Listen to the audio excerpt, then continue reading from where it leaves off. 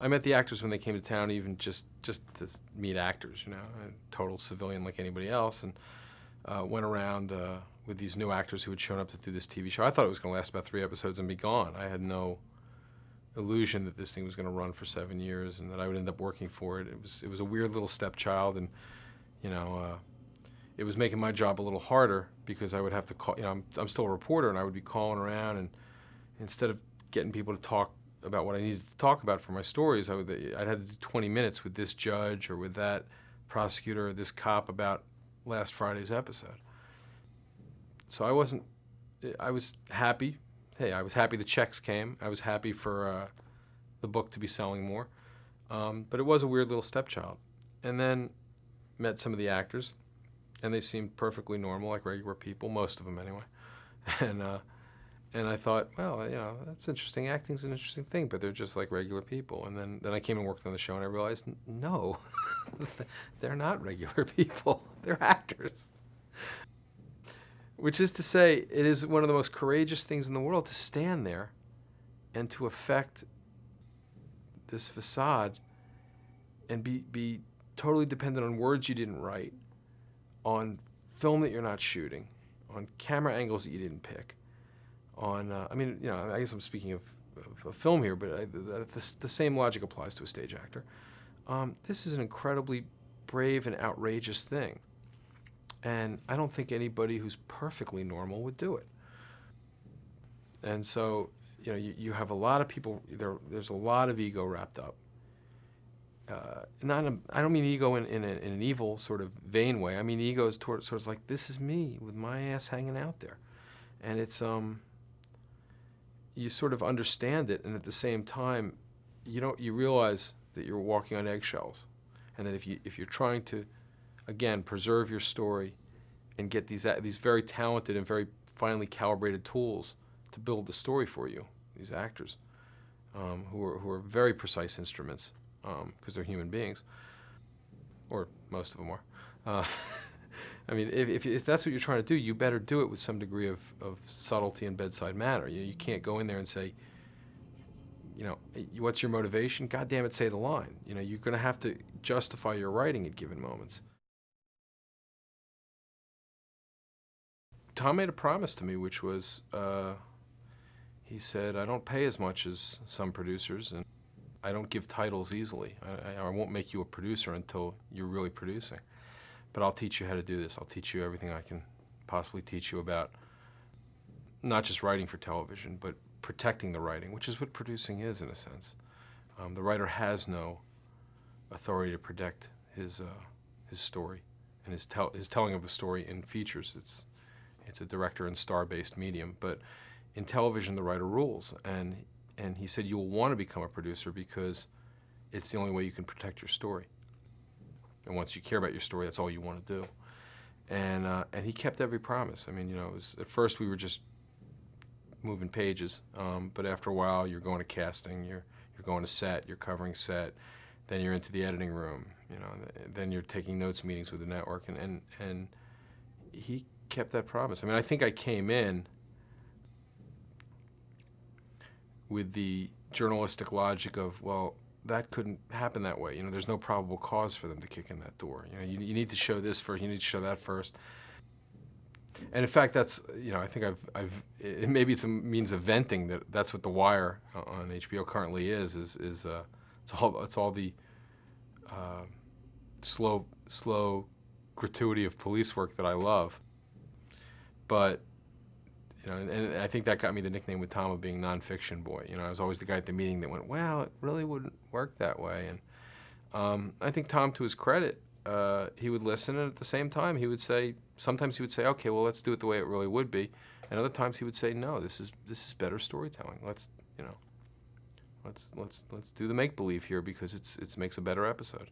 And the purposes were different. It wasn't journalism, it was episodic drama. I mean, I think I got involved in Luther's storyline in 504. They asked me to write his second episode, Bad Medicine.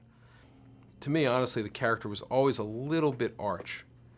I mean, again, not resembling the drug traffickers that I knew in Baltimore in any sense, but interesting in the sense of, this wonderful character that was, almost a Shakespearean villain being brought to life by Eric Todd Dellums. And the idea of a guy they can't catch, who was arrogant about it, seemed to propel story. Your case makes sense. I like it. I like it too. Except I don't sling bags, and I didn't kill BoJack Reed. Things got added along the way, and then, to be honest, there came a moment where we looked at all we had done and said, how do we get out of this? That's really, it wasn't that keenly thought out going in, but a lot of hard thinking went into getting out of the box, having created an enormous history, Mahoney history throughout fifth season and into sixth. There finally came the moment where NBC was telling Tom, and that Tom could speak better than me, but they were telling Tom, you have to kill him. Viewers need the release of seeing Mahoney killed. And we're like, no, we don't. You don't. That's too. It's too easy. The good cop shoots down the bad guy, and it was becoming an odor. It was becoming a bad Western at that point. So it was sort of almost an act of rebellion on our part, on the part of the writers, and the actors were into it too. The idea of making it a bad shooting. I'm aiming right at your head, Luther. Drop the gun. Drop it. Drop it now.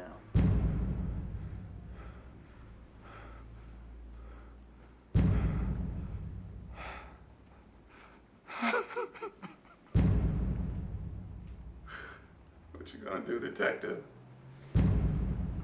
Read me my rights.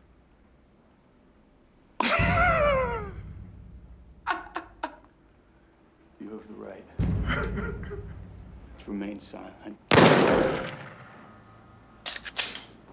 We loved how it was sort of ambivalent, and to this day I think viewers are arguing over whether the shooting was justified or not. To deny the viewer the gratification of seeing their hero cops shoot the bad guy, because that's what every other show would have done.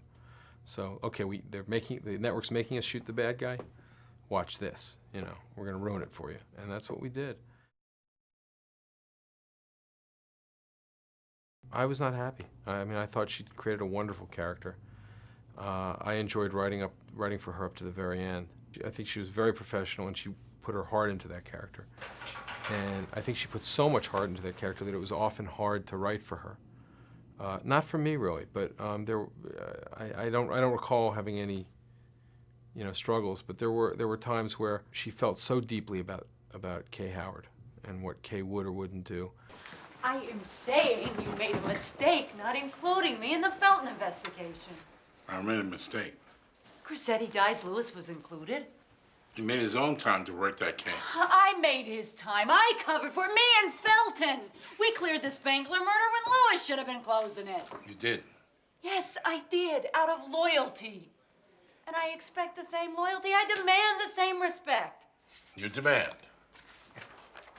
Oh, man, there is a double standard going on here. If you wrote a scene one way, you'd be in an argument because Kay Howard wouldn't do that. Or if you wrote it the other way, Kay Howard wouldn't do that.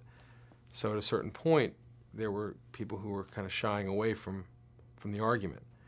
And that became, I guess, debilitating. But I felt, and there were other people on the show that felt, she's created something real. In fifth season, I had an episode where a girl kills her abusive father, and it's Pembleton that sees it as being only manslaughter and justifiable. All right, poor woman. Daughter murders her husband, now she's got nothing left. Yeah, I'd lie for Billy, too. What is it with you? What do you mean? You got all the sympathy in the world for Lucille Rader. You got none for her daughter? Oh, Lucille Rader didn't kill anyone, Frank. Bayless becomes rigid over it, over the unwillingness to accept that there are terms under which taking a life might not quite be murder. And of course, it was rooted in the idea of abuse, which we were playing as part of Bayless's history. Bayless becomes harder and harder, and Pembleton becomes less and less sure of his righteous indignation as you go forward in that series, and I think that was a natural occurrence of the writer and actor, both of them seeking some place to go with character and some place that felt credible for the journey that they were on. Yeah, I think that very much happened. I wrote the line of, everybody walks away. The commanders walk away, and he's just looking at Bayless, and he says, "You know, I thought you were the sensitive one." What is it? You're the sensitive one, right?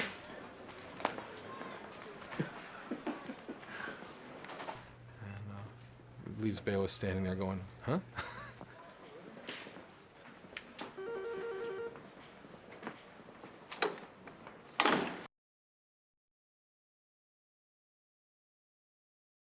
What's great about David is that, since he wrote the book, I mean, this is his universe. I mean, he knows it in and out. He knows the procedural. He knows how lawyers work. He knows how prosecutors work. He knows how they work against each other. He knows how cops work with each other and against He knows all about how different jurisdictions, cooperate or don't cooperate with each other in police matters. He knows the politics of it. He just knows the energy of it. So, I mean, he's like a big, huge natural resource, I mean, he has endless stories. I mean, he's a very generous man with his stories. And anytime I was like hung up on some kind of like story line or some kind of procedural thing, I would just have to like walk over. David's door was never closed; it was always open. Just lean my head in through his doorway and say, "David, what do you think about blah blah blah? About some problem I was having?" And he would say, and he would